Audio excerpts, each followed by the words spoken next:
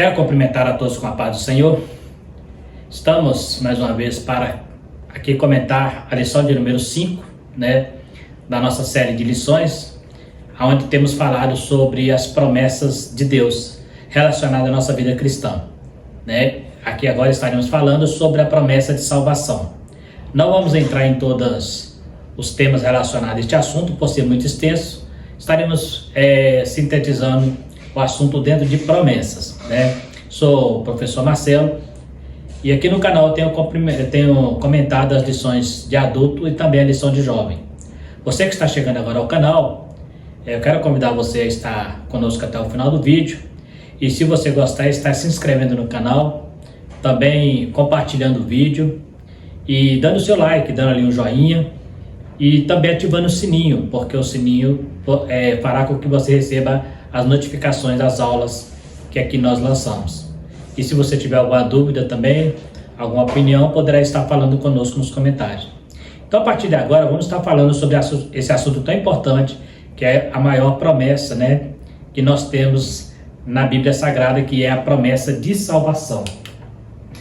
O nosso textual diz: na verdade vos digo que quem ouve a minha palavra e crê naquele que me enviou tem a vida eterna e não estará em condenação, mas passou da morte para a vida. Uma passagem muito conhecida de João capítulo 5, versículo 24. A nossa verdade prática diz: a promessa da vida eterna é a maior bênção divina para todo aquele que crê em Jesus Cristo. Então, esta é a maior promessa que o homem pode ter nesta vida, é a promessa de salvação, E ela só pode ser dada por aquele que pode nos salvar, é o próprio Jesus Cristo. Ele nos prometeu, e para isso ele ofereceu a si mesmo como sacrifício para nos resgatar. Então vamos ver, dentro dessa verdade prática, essa maior bênção que é oferecida a nós, a partir do momento que nós cremos em Jesus. Porque para ser salvo, eu preciso crer e andar no caminho, que ele instituiu para nós andarmos. A nossa salvação. A salvação é um dos mais importantes temas da Bíblia, pois é a principal promessa de Deus para a humanidade, A doutrina bíblica da salvação leva-nos a conhecer quão grande é o amor de Deus para com o ser humano. É exatamente isso que nos mostra o Evangelho de João no capítulo 3, em que estudaremos a promessa da salvação, a sua natureza e perseverança. Então, quem conhece muito bem a passagem de João capítulo 3 é aquela passagem onde Cristo ele dá orientações a Nicodemos relacionado ao novo nascimento.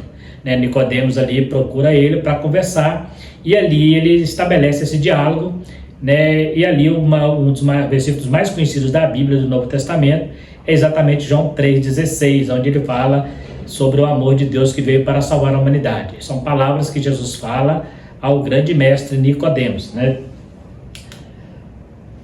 Promessa de salvação, uma maravilhosa salvação. Temos uma comparação da cruz com a serpente levantada no deserto, números 21, versos 4 a 9. Nesse episódio, o povo de Israel parece tentar pela segunda vez entrar na terra de Canaã, porém tiveram que rodear a terra e, por isso, começaram a murmurar já pela 11ª vez, chamando o maná de pão vil. Por isso o Senhor mandou serpentes abrasadoras entre eles. Então a gente vê aqui, Jesus ele se compara àquela serpente que foi erguida lá no deserto, quando o povo começou a murmurar contra Moisés, e ali eles começam a chamar o maná de pão vil, algo extraordinário, algo inédito, algo que nenhuma outra nação teve o privilégio de poder usufruir, mas a nação de Israel, diante das murmurações, por tentar pela segunda vez a entrar na terra de Canaã e ainda não foi permitido, então eles começaram a reclamar e chamar aquilo que Deus deu de sagrado de pão vil. E por causa disso, Deus mandou entre eles serpentes, essas serpentes picavam a eles e Moisés, clamando ao Senhor, o Senhor mandou que fizesse uma serpente e colocasse numa haste, Essa serpente era de bronze, e essa serpente, depois, ela mostra que ela tipificava Cristo, O próprio Jesus falou assim como a serpente foi levantada no deserto, o Filho do Homem também será levantado num madeiro, para que todo aquele que olhar para ele também possa obter a salvação. Então a gente vê ali que aquele povo do deserto, quando era picado pela serpente, eles olhavam para a serpente de bronze e aquela serpente de bronze, através do olhar deles, eles não morriam com a picada da serpente. A mesma coisa Cristo, né? A Bíblia diz que quando ele fosse subir, ele atrairia todos a ele, e isso começou a partir da cruz, né? Todos que estão olhando para a cruz encontram essa salvação. Então, assim como a serpente foi levantada no deserto, Jesus também foi levantado no madeiro para nos salvar. A serpente usualmente é o símbolo do próprio Satanás. A serpente de bronze representava o pecado julgado. O bronze representa o julgamento divino, como se dava no altar de bronze, e também auto-julgamento com a bacia de bronze. Esta serpente na haste aponta para Cristo, que fez pecado por nós. Então nós vemos aqui que o material em que foi feita essa serpente era o mesmo material que era feito o altar de bronze, né, o altar do holocausto, e também a bacia de bronze. É interessante que nos utensílios do templo, esses dois itens, eles eram de bronze, que era o altar do holocausto e a bacia, onde era o primeiro contato que um homem tem ao chegar ao tabernáculo. Ele encontrava o altar do holocausto e a bacia. Então, o sacerdote teria que lavar tanto ao entrar quanto ao sair ali na bacia de bronze. Então, a bacia de bronze, o bronze, ele significa o juízo divino. É interessante que quando você entra no tabernáculo, os outros itens são de ouro. Por exemplo, à direita do tabernáculo, dentro do tabernáculo, ficava o pão da preposição, que era de ouro. À esquerda ficava o candelabro, né, também de ouro. No centro ficava o altar do incenso, né, diante da arca, também de ouro, e a arca do concerto. Então, dentro do tabernáculo, tudo era de ouro. Ouro fala de pureza. Ouro fala de algo precioso, algo santo, purificado. Enquanto que o bronze fala de auto-julgamento, de julgamento divino. Então, observa que a serpente também, ela tinha esse mesmo material que foi feito a bacia e o tabernáculo, significando auto-julgamento de Deus. Então, ela era a princípio, ela é igual a cruz do Calvário. A cruz, ela se tornou para os que perecem loucura, né? Mas para nós que somos salvos, ela é o poder de Deus, ela representa o poder de Deus. Mas para o mundo romano, para os homens, ela era símbolo de castigo, de penitência, de morte, né? Das mais cruéis, inclusive. Mas depois se tornou para nós como salvação. Não a cruz em si, mas aquele que foi pendurado nela, né? Porque maldito que é pendurado no madeiro, mas Cristo foi pendurado, mesmo não sendo maldito, mas para assumir a maldição por nós, assumir o pecado por nós e nos resgatar. Por isso só ele tem condição de salvar a humanidade. Só ele pode nos libertar do pecado, só ele pode nos salvar de nós mesmos, inclusive, porque mesmo estando diante do Senhor, a nossa carne milita contra o nosso espírito para nós fazermos a vontade da carne. Então só Cristo pode fazer essa obra tão grande de salvação, e ele começou fazendo isso na cruz do Calvário e depois na sua ressurreição. A obra da salvação. A palavra salvação, sotéria ou soteria, é usada cerca de 50 vezes no Novo Testamento. Ela se refere ao estado de alguém que se tornou completo. No Antigo Testamento, duas passagens indicam que a salvação pertence ao Senhor, que é Salmo 3:8 e Jonas 2:9, né? Lá em Jonas 2:9, que é essa referência que eu citei aqui, aparece lá Yeshutá, né? Lá Yahvé, que significa a salvação pertence ao Senhor, do Senhor vem a salvação. Em Efésios 2, versículo 8, 10, a salvação é operada pela graça como um efeito dela e não uma causa da graça. É interessante que a graça de Deus é que opera a salvação em nós, não é a salvação que opera a graça de Deus. Então, em Efésios 2, versículo 8 a 10, fala dessa salvação operando em nós, porque ela tira todo o mérito humano, toda a meritocracia humana, né? Então não há mérito. Eu não sou salvo porque eu sou melhor, porque eu sou bonzinho. Eu sou salvo porque a graça de Deus se manifestou, trazendo salvação a todos os homens. Inclusive Paulo escreve isso em capítulo 2:11, que a graça de Deus ela se manifestou, trazendo salvação a todos os homens. Então a palavra salvação é algo exclusivo de Jesus Cristo. Só ele pode gerar salvação em nós, a partir, lógico, do nosso arrependimento, da nossa crença na sua palavra. Então ele vai nos salvar. Então eu preciso crer, né? Porque a Bíblia diz que todo aquele que nele crê, né? Então aquele que crê e segue o seu caminho, né?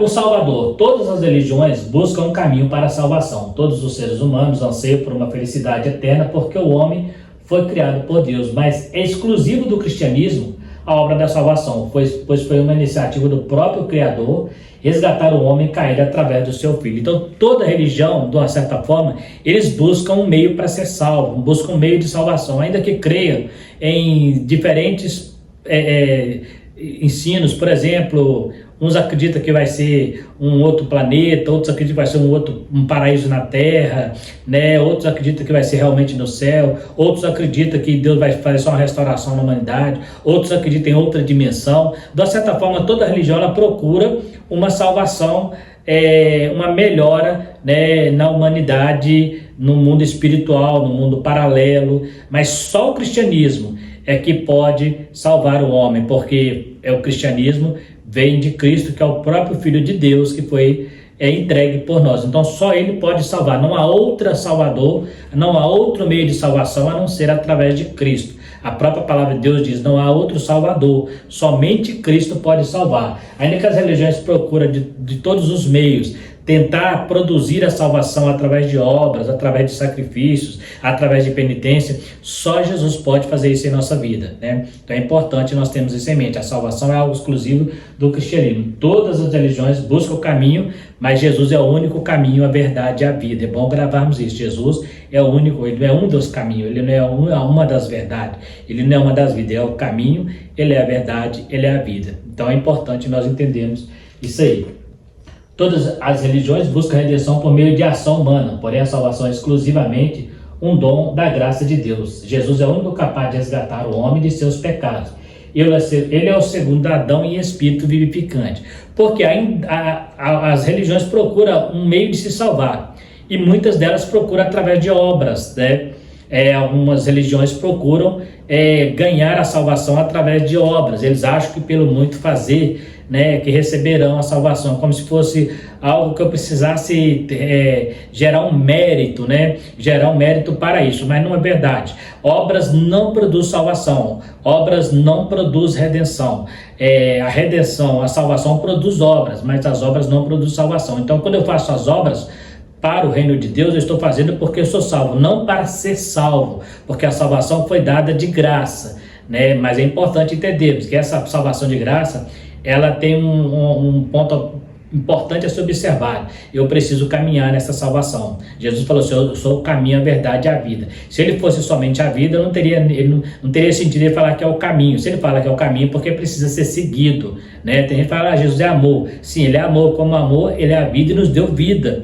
Mas ele fala que é o caminho também, e fala que é a verdade. Então eu preciso seguir essa verdade para alcançar a vida. Então não é ainda que o evangelho seja de graça, a salvação seja de graça, existe uma condição para que eu entre nesse reino, que é seguir o caminho, obedecer a verdade para receber a vida, né? Então está aí, todas as religiões procuram de um meio produzir a sua própria salvação, né? Outros até mesmo dentro do cristianismo, né, na igreja primitiva, lá no quarto século, quinto século, alguns monges, né, alguns padres acreditavam que eles poderiam produzir a salvação através de obras, né? A igreja chegou um tempo a acreditar nisso também, que enquanto mais eu fizesse para o próximo, mais eu aproximaria de Deus. Não, de certa forma, não é totalmente errado, né? Não é totalmente uma mentira, porque realmente quanto mais eu faço para o próximo, mais eu estou próximo de Deus, mas isso não quer dizer que isso vai gerar salvação.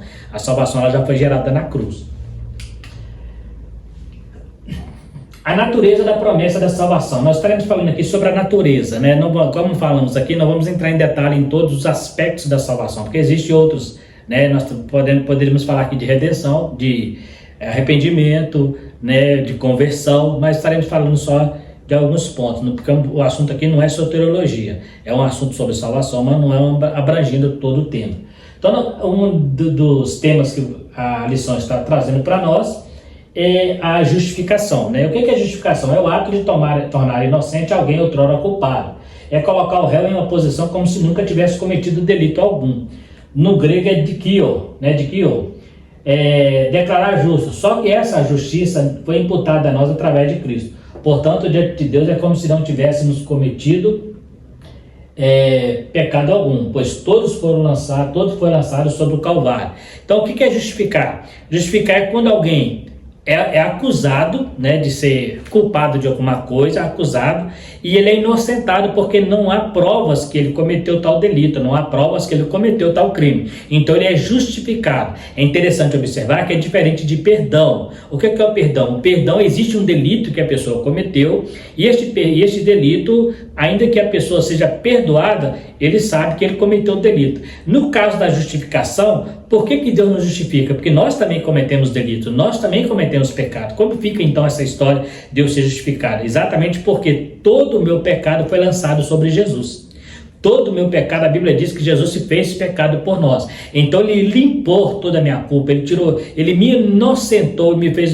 Por isso que ele fala para Nicodemos, nascer de novo, é começar uma nova vida. Então a vida velha se passou. Então tudo que eu fiz no passado foi julgado, foi lançado no mar do esquecimento. Então para Deus, quando eu sou justificado, é como se eu não tivesse cometido nenhum pecado, é como se eu tivesse inocente diante dele. Não por causa do meu mérito, mas por causa da salvação que foi gerada em Cristo. É isso que Jesus falou para Nicodemos. Ele não entendia. Como pode um homem nascer sendo velho? Porventura voltará ao ventre da sua mãe e nascerá a segunda vez? Jesus fala, não, aquele que é nascido da água e do Espírito. Então, este novo nascimento é uma nova vida. Então, tudo que é feito no passado, é muito comum as pessoas falarem assim, olha, fulano, depois de fazer tanta coisa errada, agora vai para a igreja e diz que é crente. Muitas vezes não compreende que Jesus ele purifica, ainda que nossos pecados sejam como carmesim, né? A Bíblia diz, se tornaram brancos como a lã, ou seja, porque ele nos purifica. Então tudo que eu fiz no passado, seja dos piores, né, pecados que a humanidade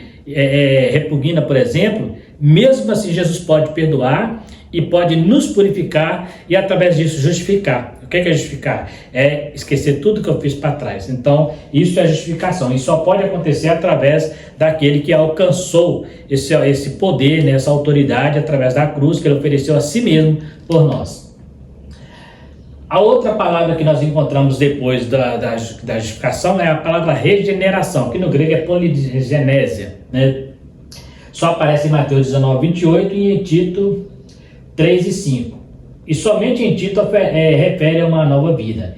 É algo exclusivo de Deus através do seu Espírito e é um mistério para nós. O fato de que somos passivos na regeneração fica evidente quando a Escritura refere-se a ela como nascer de novo. Ou seja, passivo em que sentido? Eu não consigo produzir a minha regeneração. Eu não consigo me auto-regenerar. Né? Então eu sou passivo porque existe uma ação externa, né, que ela vem para mim, né? Ela é externa porque está fora de mim, mas ela passa a me gerar internamente, ela entra em mim e me faz nova criatura, me faz nascer de novo, como falamos aqui. E ela aparece duas vezes só no Novo Testamento, uma em Mateus, onde fala na regeneração do Filho do Homem, está referindo a sua volta, o seu reino, né? Mas em Tito fala sobre a regeneração no sentido de regenerar o homem do seu pecado, de trazer o homem ao novo nascimento. Então ela está relacionada à justificação. O homem só vai ser justificado depois que ele for regenerado. É interessante observar isso. A justificação não vem primeiro. Vem primeiro a regeneração. Então o homem só vai ser justificado a partir do momento que ele é regenerado, que ele nasça de novo. Nascendo de novo, ele passa a ser uma pessoa justa, né? Não escolhemos nos tornar vivos e também não escolhemos nascer. Existem dois elementos básicos da regeneração. Então eu não escolho nascer, também não escolho morrer. A geração ou produção da nova vida e dar à luz ao novo nascimento. Esse é o primeiro passo da regeneração. Produção de uma nova vida e luz ao novo nascimento. O novo nascimento faz com que este princípio se ponha a firmar em ação. Então nós temos, passam a existir, gera uma nova vida. Este novo nascimento faz com que este princípio se ponha em ação, ou seja, a partir dali começa a haver um novo ser, né? Ali eu começo a ter as minhas atitudes, e ali é igual a criança quando nasce, ela nasce, chega a este mundo e a pouco ela começa a fazer algo, fazer as coisas, começa a agir, ter uma ação, né, no seu corpo físico, na sua vida.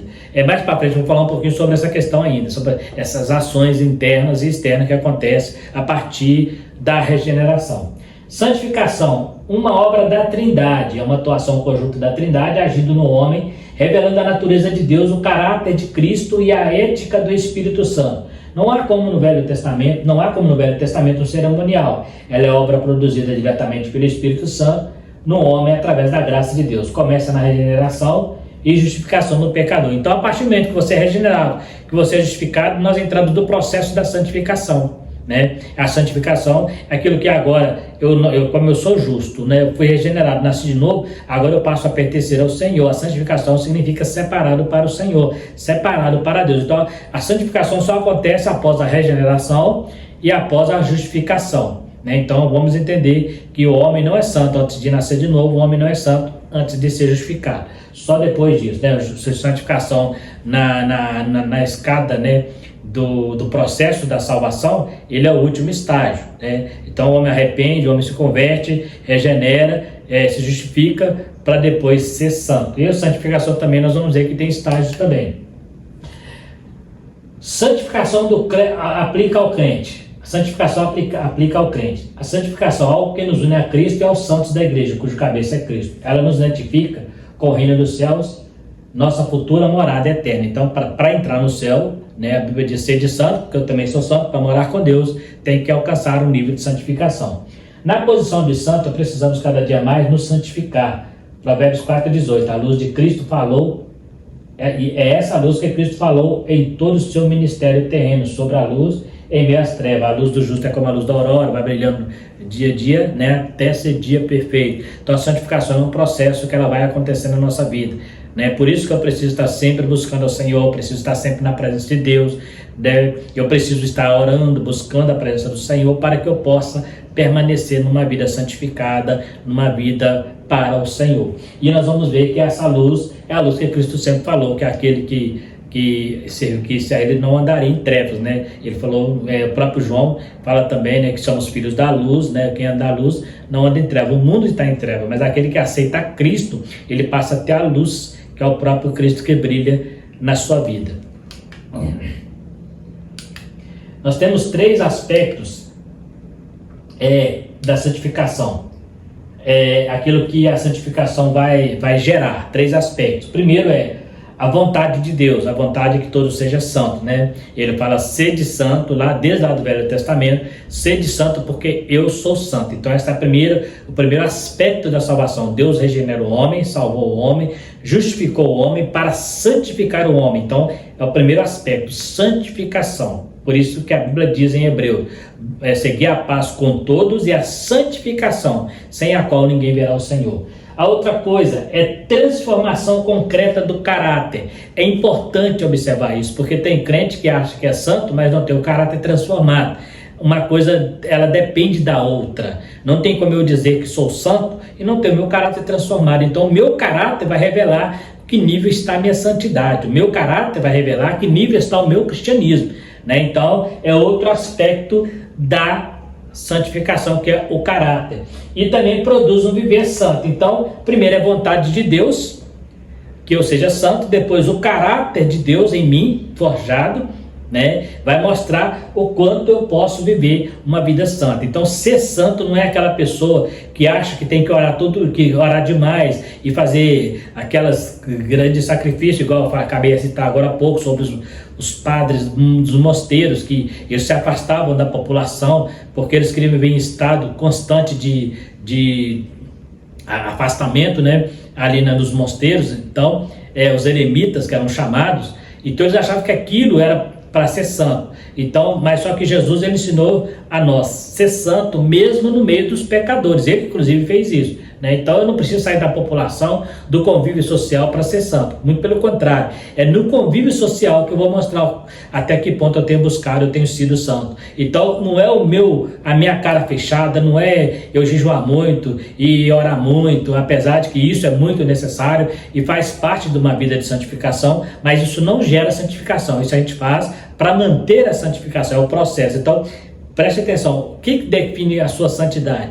o seu caráter, é o fruto do Espírito na sua vida. Ele define se você é santo, é o domínio próprio, né? É o gozo, é a caridade, todos aqueles 9 características do fruto do Espírito, ali, o amor, né? Paulo fala, eu posso entregar meu corpo para ser queimado, mas se eu não tiver o amor, que é o fruto do Espírito, isso não vai valer nada. Eu posso dar todos os meus bens para os homens e fazer caridade, como falamos agora mesmo, algumas religiões ensinaram que você precisa ajudar as pessoas para ser salvo, gerando a salvação através das obras. Paulo falou que se fizer tudo isso sem amor, isso não vale nada, né? Então o amor é o principal, e o amor é exatamente o fruto do Espírito, que é um dos aspectos da salvação. Então eu só sei que quando eu sou santo, eu só sei o quanto eu sou santo quando eu sou confrontado em situações que outrora eu seria uma pessoa vingativa, né? E outrora eu seria uma pessoa que perderia o controle emocional, né? Levaria pelo lado pessoal, né? Mas quando você tem domínio próprio, você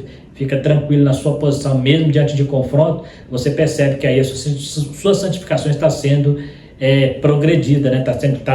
Ela está progredindo no reino de Deus. Então é importante, você sempre que quer medir o quanto você é santo, meça pelo seu caráter, não pelas suas obras e nem pelos seus dons espirituais. Porque tem gente que mede santidade pelo dom espiritual. Se o camarada fala muita língua estranha ou profetiza muito, a igreja já acha que ele é o cara mais santo, que ele pode ter poder, mas santidade não tem nada a ver, né? Muitas vezes você conhece pessoas que falam muita língua estranha, mas também falam muita fofoca.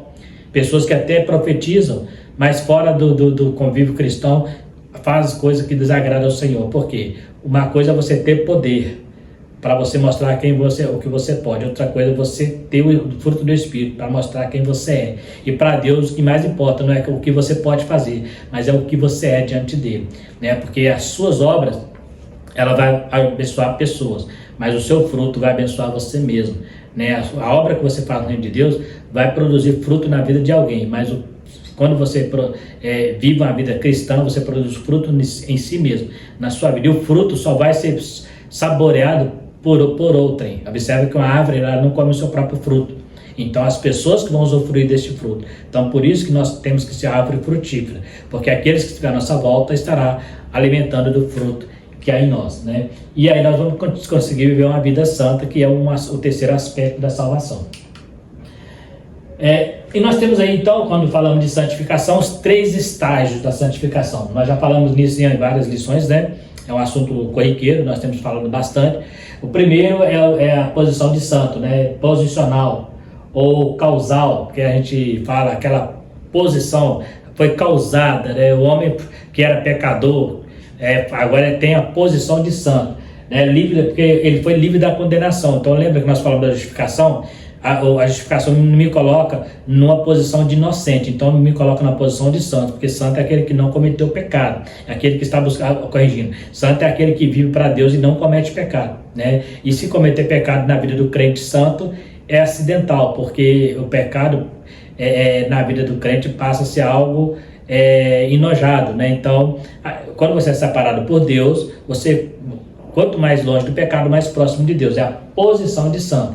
Mas essa santificação, ela é progressiva. Por quê? Porque o poder do pecado, ele ainda continua à nossa volta, mas ele não nos domina. A partir do momento que nós vamos crescendo no mundo espiritual, produzindo uma vida santa, o pecado não nos domina mais. Então, nós passamos a ser livres do poder do pecado, né? E depois vem a salvação final, né? Ou o nosso corpo de glória, onde estaremos livres do corpo do pecado ou da influência do pecado, né? Então são 3 estágios, e para eu alcançar eu preciso passar por esse estágio. Primeiro eu preciso ter a posição de santo, depois essa santificação sendo produzida, progressiva, e posição final, né?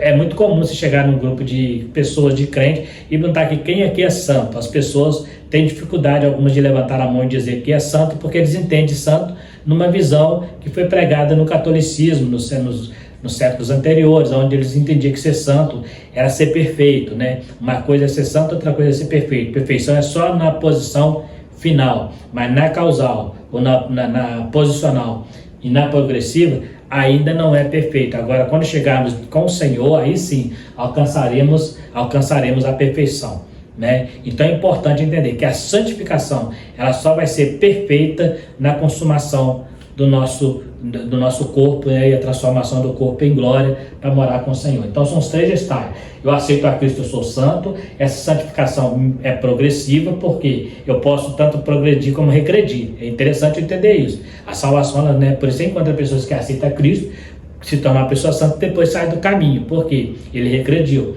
E para você conseguir chegar na final, você precisa progredir nessa santificação. Agora, 2 coisas aqui que eu trouxe, né, são esses temas que são relacionados à lição, mas não está na lição. É a diferença entre uma coisa e outra, justificação e santificação. Qual a diferença? Na justificação, na letra A, é uma posição que você tem legal. O que significa isso? Significa que está dentro da lei, você é inocentado por uma lei, né? Quando alguém vai no tribunal, que alguém acusa ele de ter cometido algum crime, ele é o advogado, né, defende e prova que ele não cometeu nenhum crime, ele sai dali justificado, baseado na lei que o inocentou, né? Na santificação é a condição interna, não é algo é algo interno. Por isso que eu falei que é o fruto do Espírito da minha vida que vai identificar. Na letra B, de uma vez por todas, ou seja, você justificou, é uma vez por todas, está justificado, aceitou Jesus, está justificado, né? Mas eu desviei de novo, mas a princípio você foi justificado. Então, agora na santificação ela continua por uma vida. Lembra que nós falamos da progressiva? Ela continua progredindo. Na justificação uma vez só, não existe 2 justificações, né? A não ser que você cometa, você teria que nascer de novo, porque o novo nascimento só nasce uma vez. Então não teria como falar assim, eu nasci de novo, fui justificado, cometi pecado, aí eu vou ter que nascer de novo para ser justificado. Não, ela acontece uma vez só, porque ela é feita na cruz. Então, o que acontece é a pessoa retornar e arrepender do pecado, aí ele vai ser perdoado. Mas a justificação é exatamente isso. Sempre que você pedir a Deus perdão, ele vai limpar o seu pecado, vai te justificar. Mas o novo nascimento é uma vez só. Mas na vida santa, ela continua, é uma progressão. Então, é por isso que vai encontrar pessoas que demonstram mais santidade do que outras. Não é que é uma competição, mas existe. Por quê? Porque uns aproximam mais de Deus, outros menos. Obra inteiramente de Deus a justificação. Agora, na santificação, nós cooperamos. Lembra que eu falei que nós precisamos lutar, né? Seguir a santificação é uma cooperação humana. O homem, ele tem participação na santificação. Faz parte da minha vida procurar viver uma vida íntegra com Deus. Faz parte da minha vida procurar viver uma vida santa com Deus. Então, nós cooperamos. A letra D lá, perfeita nessa vida, ou seja, a justificação de Deus é perfeita, né? Agora, na santificação não é perfeita nesta vida, enquanto lá é a justificação, aqui não é. Por quê? Lembra que eu falei também que a santificação não é sinal de perfeição, só na eternidade? Então a justificação é perfeita, né? Porque não tem como pensar, mas fulano pecou, fulano fez isso, agora ele fala que ele é justo, porque o pecado dele foi lançado sobre Jesus, né? Agora a santificação ela não é perfeita, por quê? Porque ela precisa do processo até chegar à santificação final. A mesma em todos os cristãos, ou seja, não existe santificação para um diferente do outro. Agora, maior em alguns e menor em outros. Lembra que eu falei também? A santificação tem pessoas que é mais santa do que outro. Não é porque ele ora mais, não é porque ele jejua mais, né? Apaga isso da memória, isso é coisa de religioso. Achar que porque ora muito, porque jejua muito, porque lê muito Bíblia, é mais santo que os outros. Não, nada a ver. Isso faz parte da vida cristã.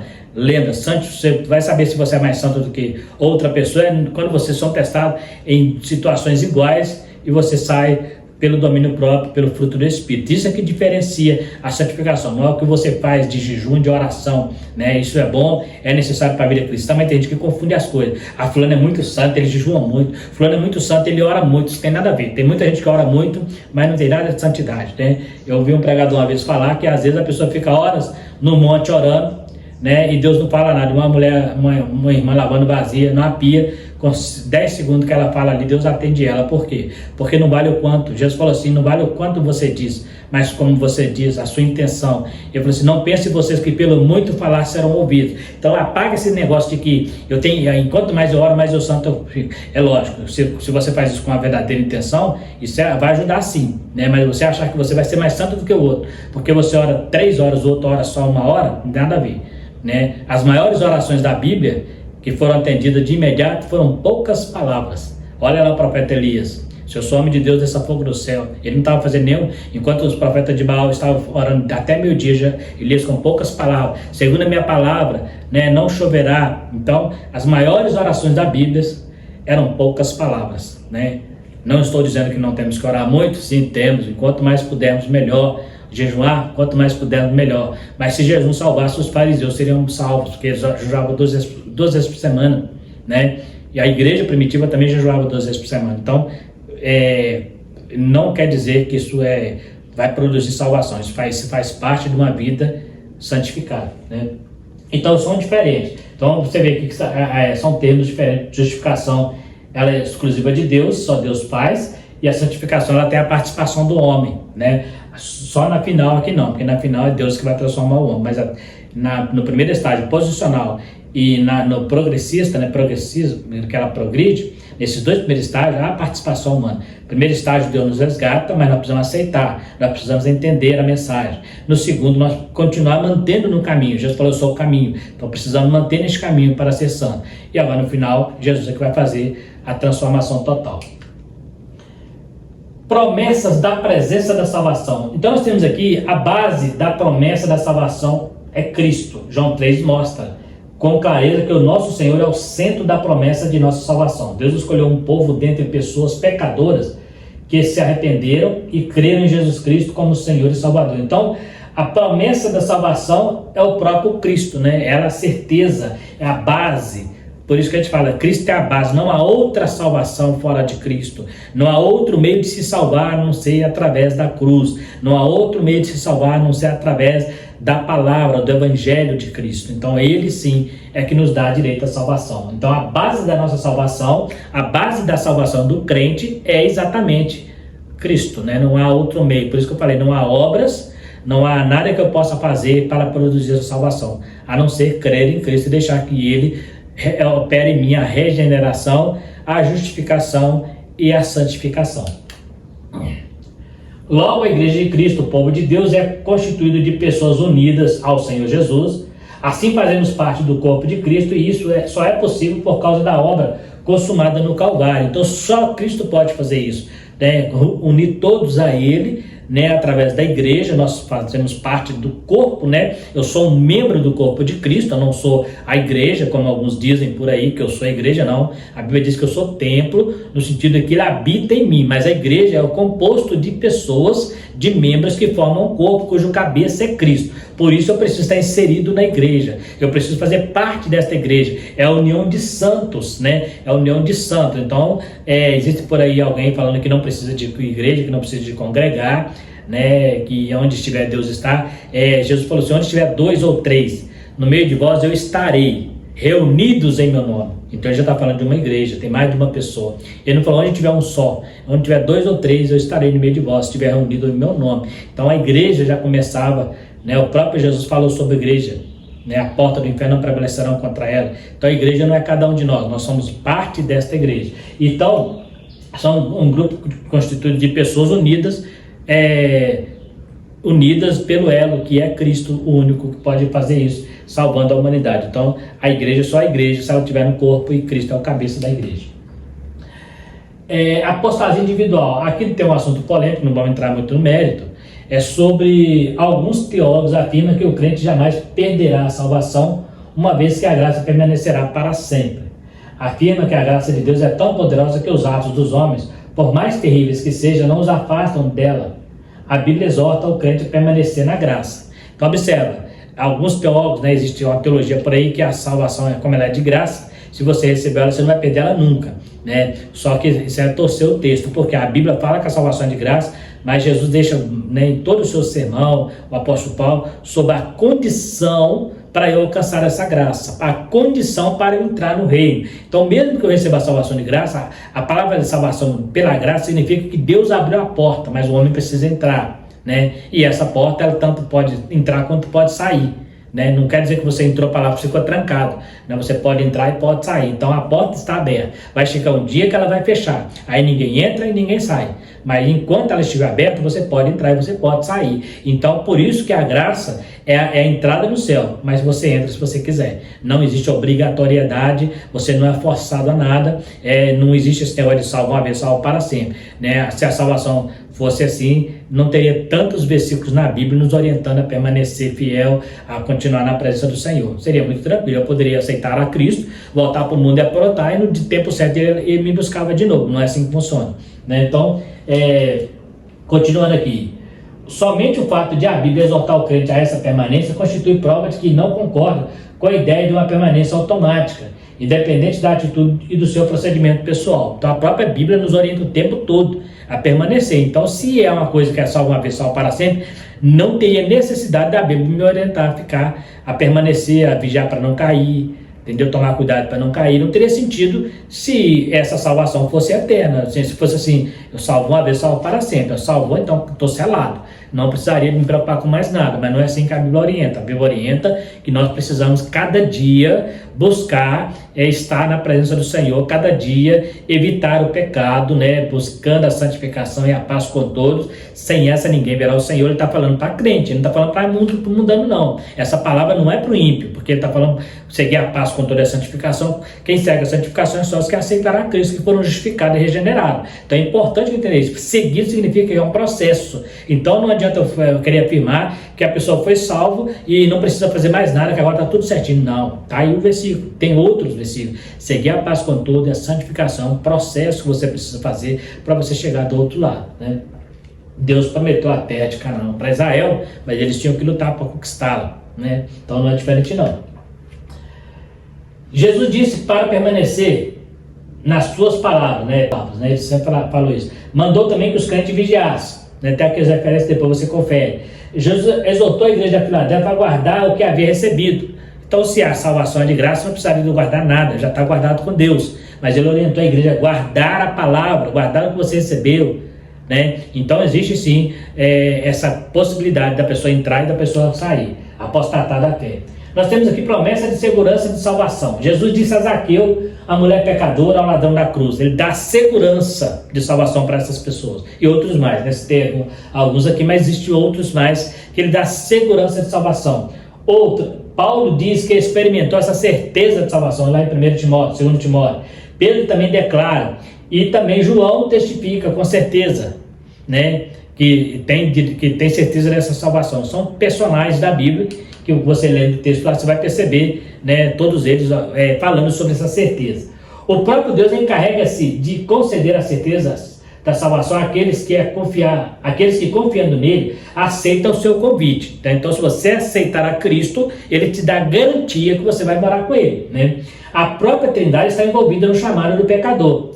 Deus, lá em Isaías 1,18, Jesus em Mateus 11,28, e o Espírito Santo em Apocalipse 22,17. Diz, vem, quando o pecador vem a Jesus, é recebido. João 6,36. Deus, então, como confirmação, envia o Espírito Santo do coração do penitente, que começa a clamar, Abba Pai, testificando com o nosso espírito que somos filhos de Deus. Romanos 8,16. Assim, a certeza da salvação nasce dentro do coração. Então, essa certeza, né, está aqui todo, uma ação da Trindade, né? Nós vemos aqui que Deus, Jesus e o Espírito Santo, né? Deus chama, Jesus resgata, o Espírito Santo reveste, né? Fortalece, para nós permanecermos, a ação da Trindade. E ela começa quando você começa a buscar a Deus. Então é importante a gente ter essa ideia. Nós temos aqui de que maneira se manifesta a certeza da salvação. Primeiro, nós temos aqui a salvação.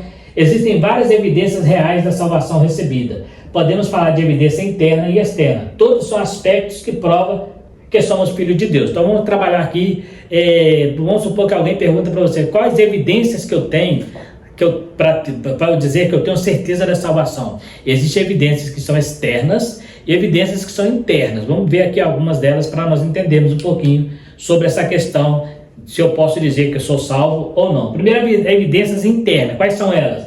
O testemunho do Espírito Santo em nós. Isso é entre você e Deus. Por exemplo, é só o Espírito Santo que vai te dar essa tranquilidade, essa paz de afirmar que você é salvo. A Bíblia diz, nisto é manifesto que estamos nele e porque ele está em nós, porque nos deu do seu Espírito. Ele é o penhor da nossa salvação, né? E nós temos aí a evidência do recebimento da salvação. Deus envia o seu Espírito em nós. Gálatas 4:6, Lucas e João. O testemunho das Escrituras, recebemos o Espírito Santo pela salvação. Então, nós temos aqui o testemunho do Espírito Santo, né? A evidência do conhecimento da salvação e o testemunho das Escrituras. São evidências internas, né? Por que interna? Porque eu vou ter essa referência, eu vou passar para acreditar que eu sou salvo a partir desse ponto de partida, das Escrituras, do mover do Espírito Santo na minha vida. Quando o crente lê a Bíblia, para que saibas, né? Quando eu estou lendo a Bíblia, estou falando com Deus, a própria experiência da cruz, né?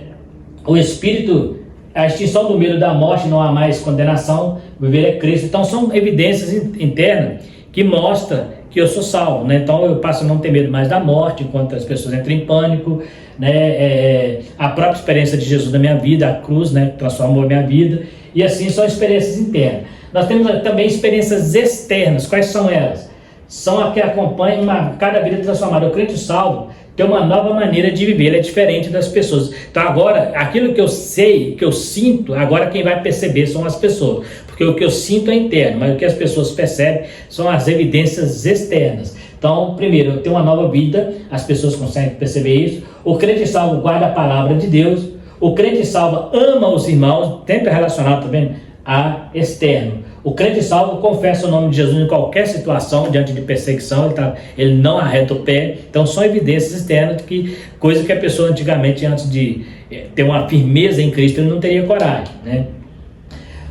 A promessa da salvação nos lembra que não podemos descuidar da nossa conduta diante de Deus e do mundo. A salvação, em primeiro lugar, depende de Deus, que estende a sua mão ao pecador perdido. Mas também é necessário que o ser humano aceite humildemente o amor e a graça de Deus em seu favor. Quem crê em Jesus é salvo, mas quem rejeita permanece perdido em delitos e pecados. Então nós vemos aí que a salvação é algo que eu preciso estar atento para não perdê-la também. Enquanto eu preciso buscar, né, as pessoas precisam buscar a salvação, aquele que a tem que tomar o cuidado para não perder essa salvação. Porque existe uma possibilidade por causa do pecado. A Bíblia diz que o inimigo anda ao nosso derredor, bramido como um leão, procurando a quem possa tragar. Jesus também falou que quando ele expulsa o espírito de uma pessoa, e essa pessoa... quando ele anda por lugares vagos, ele voltando, achando a casa vazia, ele entra consigo e traz mais 7, que o estado se torna pior. Então existe sim a possibilidade daquele que foi salvo perder a salvação, mas existe também a possibilidade maior, a nossa certeza, que a promessa de Deus não falha, a promessa de Deus de nos levar para o céu. Se eu manter dentro daqueles princípios que aqui nós estudamos, né, nós vamos chegar ao céu e vamos poder glorificar o nome do Senhor por essa tão grande salvação que foi ofertada à humanidade. E aqueles que abraçam terão o privilégio de poder dizer que é salvo. Aí sim, lá no céu podemos dizer que seremos salvos para sempre, porque seremos livres da condenação do pecado, seremos livres do poder do pecado e da influência do pecado, né? Então está aí mais uma lição falando sobre mais uma parte das promessas de Deus, da promessa da salvação, né? É uma palavra muito importante, eu preciso entender quais são as promessas relacionadas a essa salvação. E a lição tem trago por isso aí, igual eu falei, não é um assunto de soteriologia, não dá para falar todos os aspectos do assunto, mas aqui falamos baseado dentro das promessas que nos dá a garantia e a certeza de sermos salvos. No mais, está aí mais uma lição, quero agradecer você que ficou até o final do vídeo e pedir a você que ainda não é inscrito no canal, que se inscreva para nos ajudar, também compartilhe o vídeo se você gostou, dê o seu like, ative o sininho, se tiver alguma dúvida também poderá estar falando conosco nos comentários. No mais, quero agradecer mais uma vez, fiquem todos com Deus e até a próxima lição, se Deus quiser.